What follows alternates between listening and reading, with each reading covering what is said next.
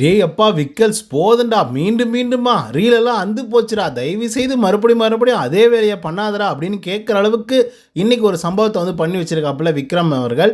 ஆக்சுவலாக அது பார்வதி மேலே இருந்த மிகப்பெரிய கோவத்தின் வெளிப்பாடே அப்படிங்கிறதுல எந்த விதமான மாற்று கருத்துமே இல்லை. ஸோ என்ன நடந்தது அப்படிங்கிறத பற்றி இந்த வீடியோவில் முழுசாக வந்து பார்க்கலாம். ஸோ இந்த வீடியோக்கு போகிறதுக்கு முன்னாடி நம்மளோட சேனலை சப்ஸ்கிரைப் பண்ணி வச்சுக்கோங்க அண்ட் லைக்கை போட்டு வீடியோ பாருங்கள். வாங்க இந்த வீடியோக்குள்ள வந்து போகலாம். ஆக்சுவலாக காலையிலே வந்து பார்த்திங்க அப்படின்னா பிரேக்ஃபாஸ்ட் வந்து சமைக்கிறதுக்கு கொஞ்சம் லேட் ஆகிடுச்சு. ஏன் அப்படின்னா பார்வதி அவர்கள் வந்து நைட்டு தூங்குறதுக்கே லேட் ஆகிடுச்சு. ஒரு 2-3 மணி நேரம் தான் வந்து தூங்கியிருப்பாங்கன்னு வச்சுக்கோங்களேன். பெருசாக வந்து இந்த குட்டி வார்டன் ஒரு ஆள் வந்து இருக்காப்புல, அந்த ஆள் வந்து பெருசாக வந்து ஒர்க்கெல்லாம் பண்ணல அண்ட் ஹெல்ப்பும் வந்து பார்த்திங்க அப்படின்னா பெருசாக பண்ணல. க்ளீனிங் அதுக்கப்புறம் வெஷல் வாஷிங் இது எல்லாமே வந்து பார்த்திங்கன்னா பார்வதி தான் வந்து பண்ணிட்டு இருந்தாங்க. அதுக்கு ரொம்ப லேட் ஆகிடுச்சு.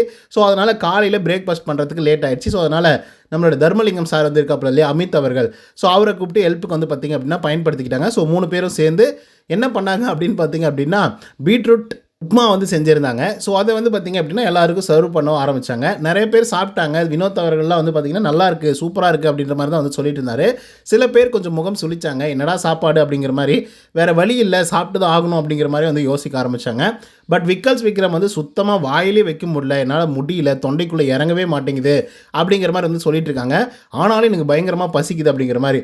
சரி ஓகே, முட்டை வேணால் கொடுத்தா உங்களுக்கு ஓகேவா, ஆம்லேட் போட்டுக்கலாமா இல்லை ஆஃப் பாயில் போடலாமா அப்படின்னு சொல்லி கேட்கும்போது எல்லாரும் ஆஃப் பாயில் கேட்குறாங்க. ஓகேங்களா, எனக்கு ஆஃப் பாயில் கொடுங்க, எனக்கு ஆம்லேட் கொடுங்க, அந்த மாதிரி எல்லோரும் ஒவ்வொரு மாதிரி வந்து கேட்டுட்ருக்காங்க.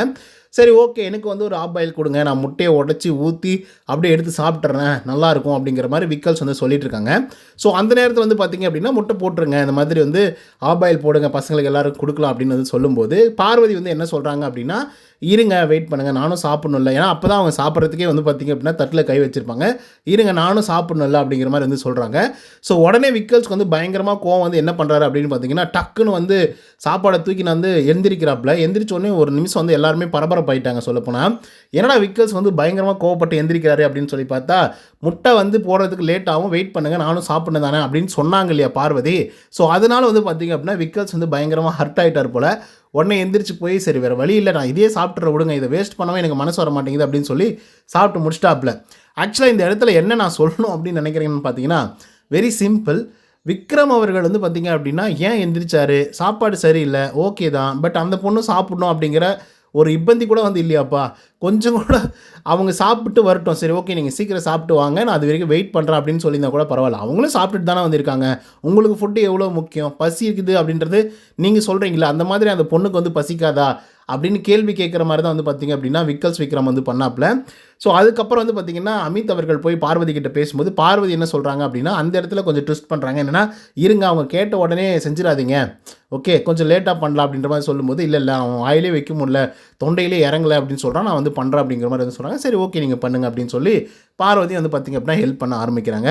பட் கொஞ்சம் ஓவராக ரியாக்ட் பண்ணிட்டாரோ விக்ரம் அப்படிங்கிற மாதிரி வந்து தோணுது. எனக்கு என்னென்னா, ரியாக்ஷன் கூட பண்ணிக்கோங்க ஓகே, ஆனால் அங்கே குட்டி வாடன் ஒருத்தர் இருக்கான், அவனை யாருமே எதுவுமே கேட்க மாட்டேங்கிறீங்களே, ஏன் அது, ஏன் ஒர்க் பண்ண மாட்டேங்கிற, ஏன் அவனுக்கு வந்து சப்போர்ட் பண்ண மாட்டேங்கிற, அதே மாதிரி ஏன் நீ ஆம்லெட் நீ ஏன் போட்டு கொடுக்கக்கூடாது அப்படின்னு சொல்லி ஏன் யாருமே கேட்க மாட்டேங்கிறாங்க அப்படிங்கிறது எனக்கு மிகப்பெரிய ஒரு கேள்வியாக கொஸ்டினாக வந்திருக்கு. ஸோ இதுக்கு பதில் உங்களுக்கு தெரிஞ்சது அப்படின்னா கமெண்ட்ஸ் வந்து பதிவு பண்ணுங்கள். இந்த வீடியோ பிடிச்சிருந்தா லைக் அண்ட் சப்ஸ்கிரைப் பண்ண மறந்துடாதீங்க. இன்னொரு தவணை சந்திக்கிறேன். Until then bye from Uday. நன்றி, வணக்கம்.